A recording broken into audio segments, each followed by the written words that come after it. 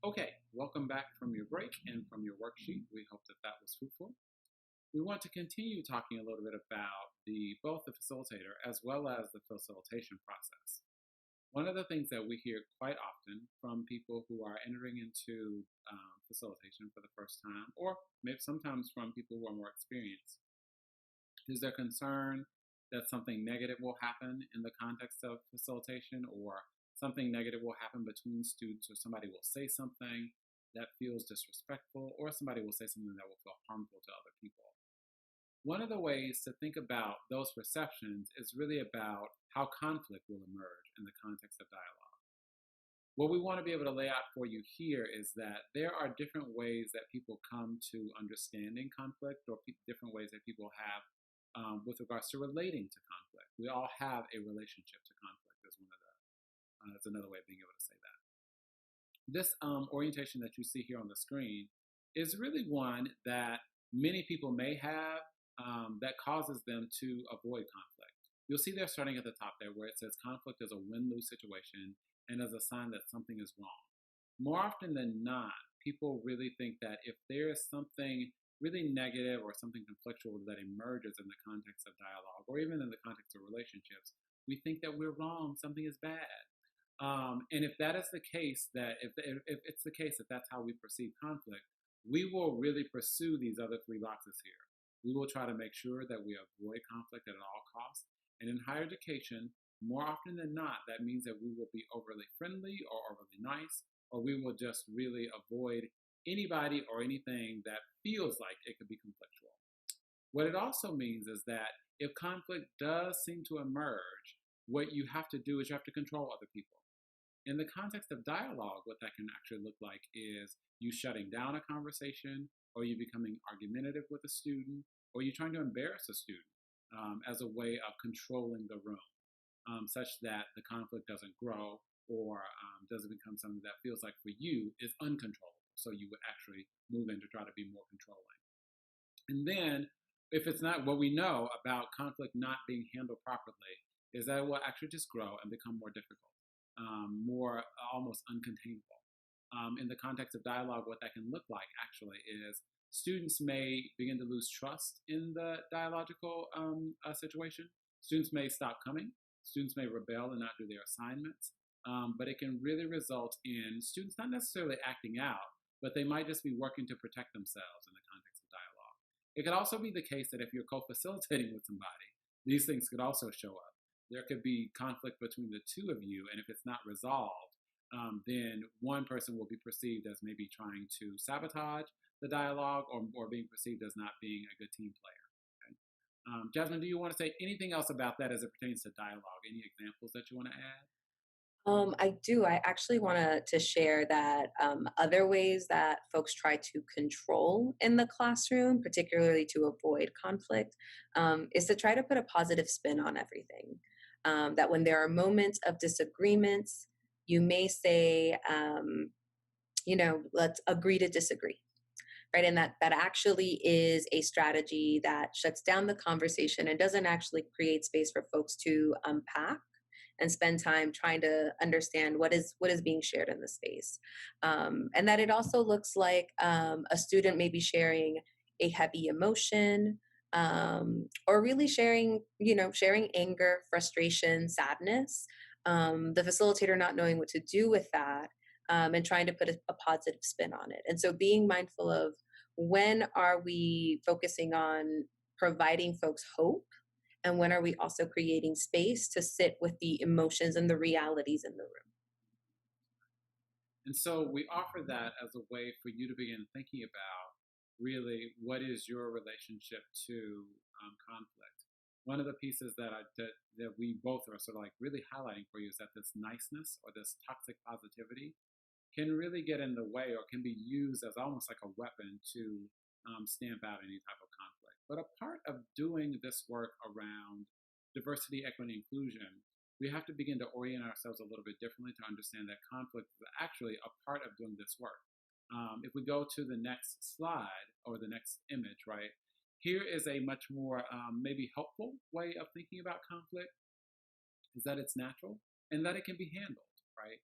Many of us don't necessarily grow up in situations, homes, schools, church settings where we learn that conflict is a natural thing and that it can be handled. And so we may revert to the what looks like the red over there diagram. But we want you to be thinking in terms of, especially in your dialogical experience, that conflict is natural and can be handled.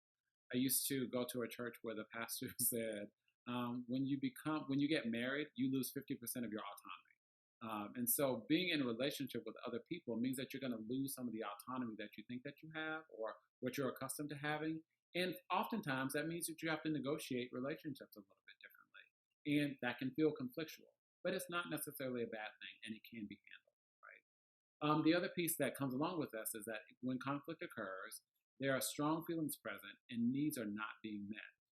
You should really be thinking about how conflict emerges, whether or not students are saying, I'm not being heard, I'm not being validated, my thoughts and feelings are being overlooked here. That could be one of the ways that could be an indicator. Conflict could be an indicator that that's how students are feeling. So you want to really be attuning to the people who are in the room rather than having the scary story come up in your head about what conflict means, right? What we also know is that, and I was just on Instagram today and I saw this, like when conflict occurs and you get triggered around it, it's actually a learning opportunity for us, right? Conflict gives us a new way to think about, how do I enter into a relationship with this person a little bit differently? How do I renegotiate my relationship to conflict in this moment? How do I learn something? How do I find new language to talk about what feels really uncomfortable for me? All of those, right, are really good outcomes of dialogical participation. So we really invite you to begin thinking about conflict can be a way for you to find new ways to cooperate with people. And then finally, dealing with conflict openly and early leads to stronger relationships.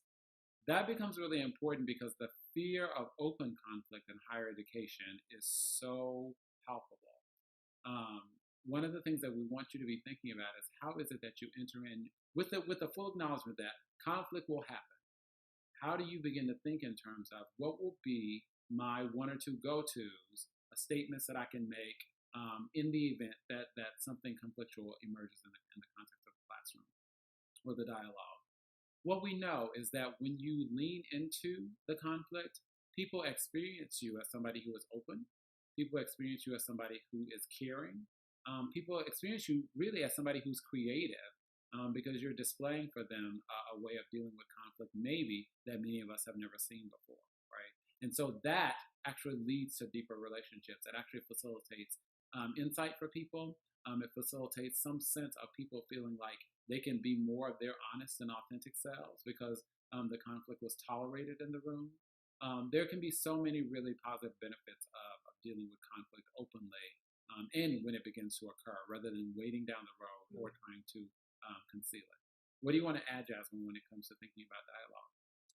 It's really that point that you shared around the silences with conflict, right? That sometimes conflict isn't actually things being said, that sometimes it's the things that go unsaid, the things that go unaddressed. And that if you let that linger, it actually begins to erode the trust in the group.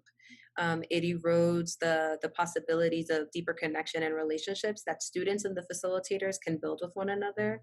And so folks tend to say, as the first model shared, that like they actually wait until something bigger happens to finally step in, when what we actually want folks to start thinking about is, when do you start stepping in when maybe something is shared that the impact or the meaning behind those words are unclear, right? So that you are modeling, like, we're asking for clarity first. We are asking questions, and gradually building up to that, so that when small things happen, you start naming them as well. And that can also be, that sort of like gets into the gut, like people begin to have sort of like that stress response when Right. those small things happen. Again, those triggers are indicators that something is happening and they're giving you an opportunity to do something new or to do something different, right? Yeah. What And we, I can offer, right, that in addition to the question of what your relationship to conflict is, that like that supporting question, that follow-up questions becomes like, what are the messages you received about conflict? So that it's not just thinking about your present relationship to conflict, but where did you learn it? And that if you can start to pinpoint and think about those things, that might actually help you understand a little bit more around how you want to step into conflict when it does happen. So now we have another worksheet for you that we want you to complete. It'll have a few questions there that will really pertain to this understanding how you relate to conflict. What are the messages that you have received about conflict from your past? How is it that you can begin to think about responding when conflict emerges? What can be what can be one or two go-tos that you know will work for you in the context of managing conflict, either with your co-facilitator or with students in the room, or if you begin to generalize this to other settings in your life? What are some tools or some skills that you know will work for you? Okay, so why don't you pause here for a minute and find the conflict orientations worksheet and take some time to work through that and then come back.